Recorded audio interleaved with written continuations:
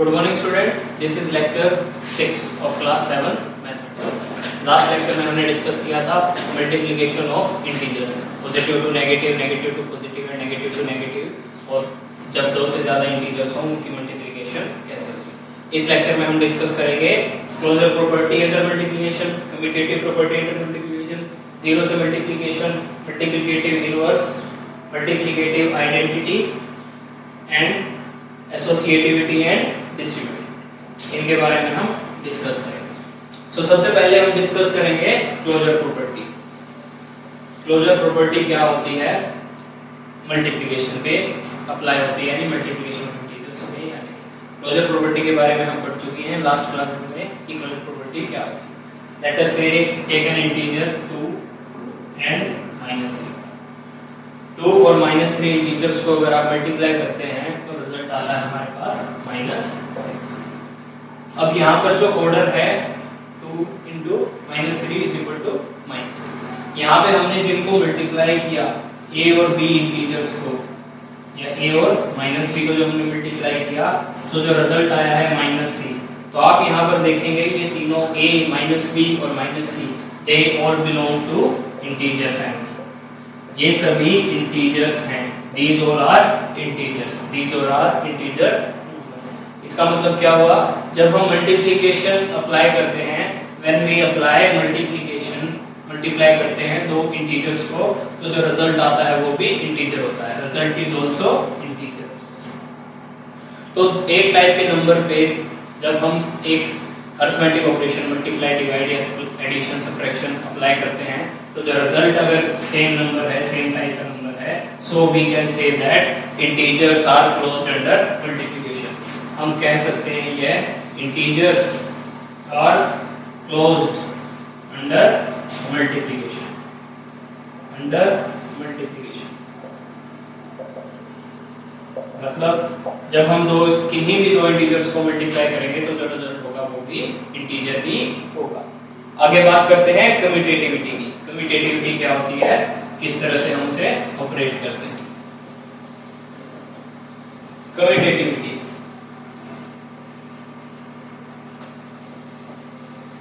अगर हम बात करें कम्यूटेटिविटी की, so if there is multiplication of two integer, say -7 and 4, -7 और 4 की मल्टीप्लिकेशन है तो रिजल्ट क्या होगा?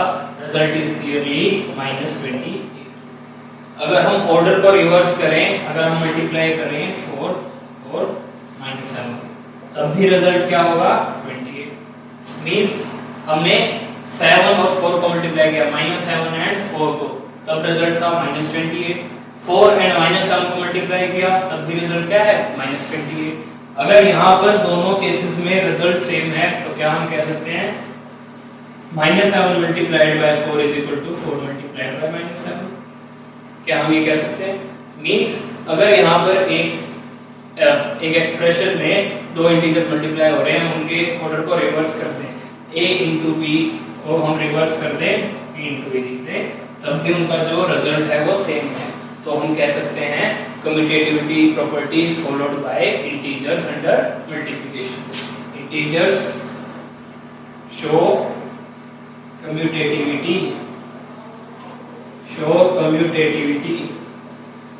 under multiplication, under multiplication। Integers commutativity show करते हैं अंडर मल्टीप्लिकेशन।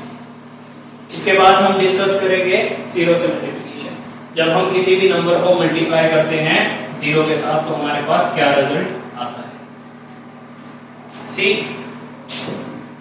हम पढ़ चुके हैं 7 multiplied by 0 is 0, 4 multiplied by 0 is 0। तो अब ऐसा क्यों होता है, किसी भी नंबर को हम मल्टीप्लाई करते हैं 0 से तो जो रिजल्ट है वो 0 रहता है। अगर हम यहाँ पे नेगेटिव इंटीजर की बात करें, 4 को -4 लिखते हैं, तब भी -4 मल्टीप्लाइड बाय 0 इज 0। ऐसा क्यों होता है? तो सबसे पहले हम मल्टीप्लिकेशन समझते हैं। What is multiplication? होता क्या है मल्टीप्लिकेशन में? Multiplication is repeated addition. Multiplication is repeated addition. अगर हम बात करें 4 × 2 की, तो 4 × 2 का मतलब है 2 को हम 4 टाइम्स ऐड कर रहे हैं।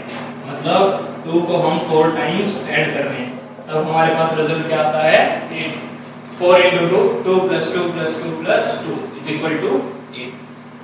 अगर हम कहते हैं 3 multiplied by 5, 3 multiplied by 5 करें, मतलब 5 को हमें 3 टाइम्स ऐड करना है, 5 plus 5 plus 5, तो रिजल्ट आएगा 50।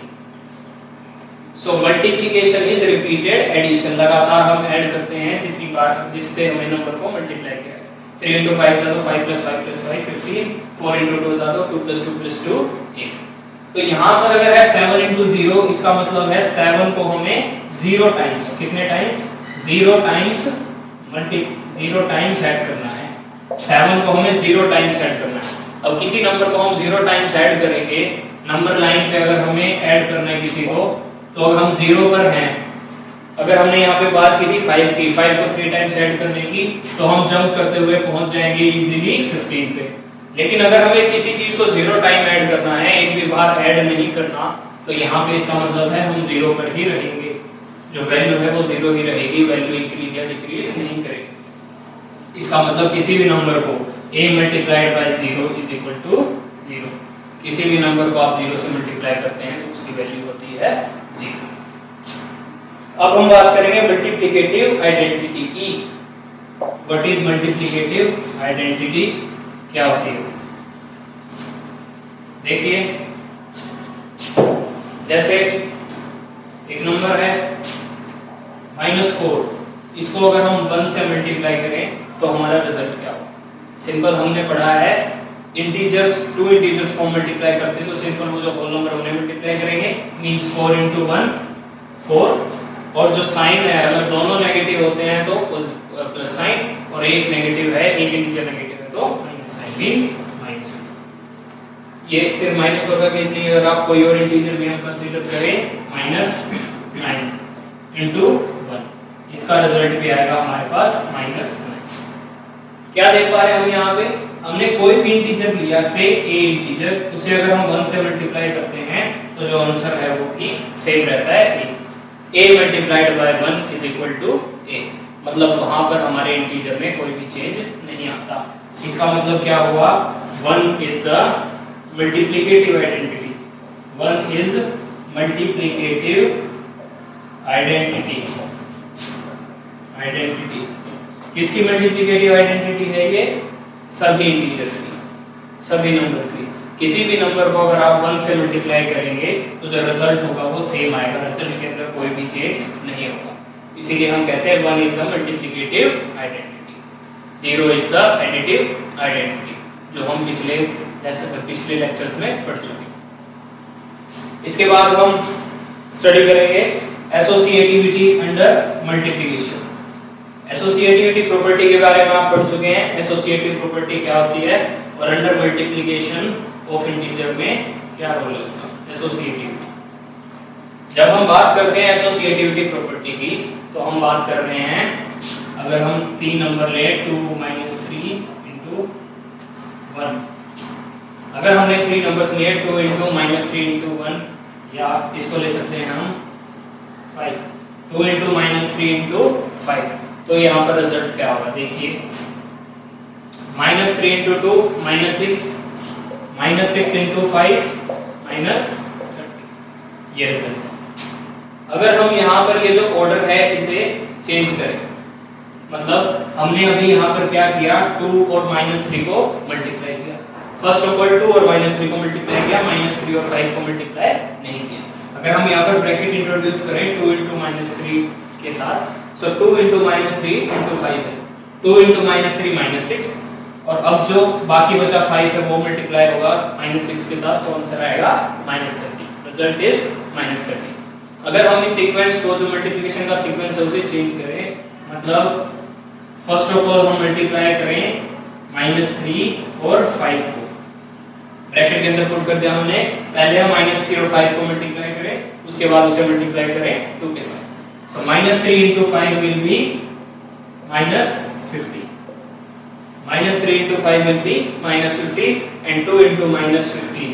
2 into 15 30, और यहाँ पर एक इंटीजर नेगेटिव है तो -30, जो रिजल्ट होगा वो होगा हमारे पास -7।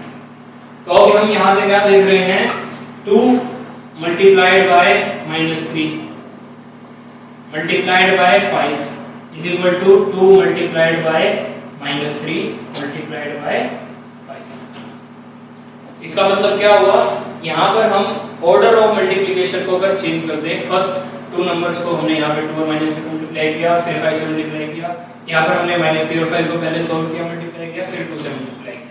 मींस अगर यहाँ पर हम ऑर्डर है a into b into c, with this will be equal to a into b into c। तो ये है जनरलाइज्ड फॉर्म ऑफ एसोसिएटिविटी, या हम कहें of associative property. a into b into c is equal to a into b into c। इसके बाद हमें study करना है distributivity. What is distributivity, what is distributive property.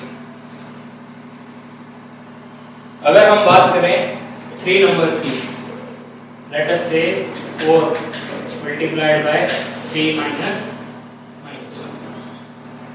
हमने यहाँ पर नंबर लिए 4 मल्टीप्लाइड बाय 3 मल्टीप्लाइड बाय -1, या हम इसे प्लस भी ले सकते हैं पहले, 4 मल्टीप्लाइड बाय 3 प्लस -1। हम इसी एक्सप्रेशन को थोड़ा चेंज करके लिखें, अगर हम इसे लिखें 4 multiplied by 3 plus 4 multiplied by, अगर हम इस एक्सप्रेशन को ऐसे लिखें तो हम दोनों एक्सप्रेशन को सॉल्व करते हैं और लुकआउट करते हैं कि जो वैल्यूज है वो सेम आते हैं। सो देखिए 4 multiplied by 3 plus -5 will be equal to 3 minus 5। 4 multiplied to -2, यहाँ पे प्लस माइनस माइनस 5 minus 3 2, और यहाँ पर जो बड़ा नंबर है 5 उसका साइन नेगेटिव है, तो यहाँ पर -2। 4 multiplied by 2 will be 8, और यहाँ पर एक इंटीजर हमारा नेगेटिव है, सो माइनस। अगर हम उस तरफ बात करें उस एक्सप्रेशन की तो क्या होगा, 4 into 3 12 प्लस 4 into 5 20, और यहाँ पर एक साइन नेगेटिव है, सो -20। 12 minus 20 रिजल्ट आएगा -8। तो हम क्या देख सकते हैं, इस एक्सप्रेशन में भी रिजल्ट -8 है और इस एक्सप्रेशन में भी हमारा रिजल्ट -8 है। बोथ एक्सप्रेशंस में रिजल्ट -8 है, इसका मतलब हमारी ये जो दोनों एक्सप्रेशन हैं ये इक्वल हैं, these are equal to each other। तो हम क्या कह सकते हैं, अगर हम जनरलाइज्ड बात करें, a multiplied by b plus c will be equal to a multiplied to b plus a multiplied to c, या आप कहेंगे a into b plus c will be equal to a into b plus a into c। ये property है हमारी distributivity. इस property को हम कहते हैं डिस्ट्रीब्यूटिव प्रॉपर्टी या फिर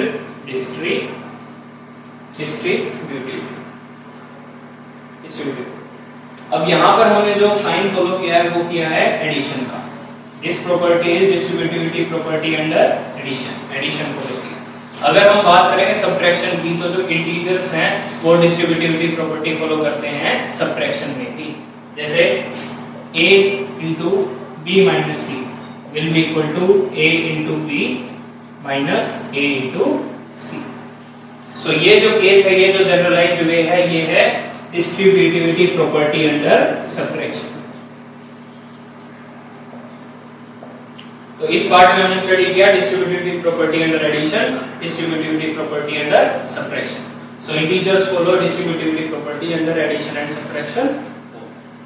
सो स्टूडेंट्स, ये था हमारा लेक्चर 6। इस लेक्चर में हमने डिस्कस किया different type of properties, associative, commutative and distributive property and multiplicative identity. Next lecture में हम डिस्कस करेंगे how to make multiplication easier and some question of exercise 1.3। Thank you.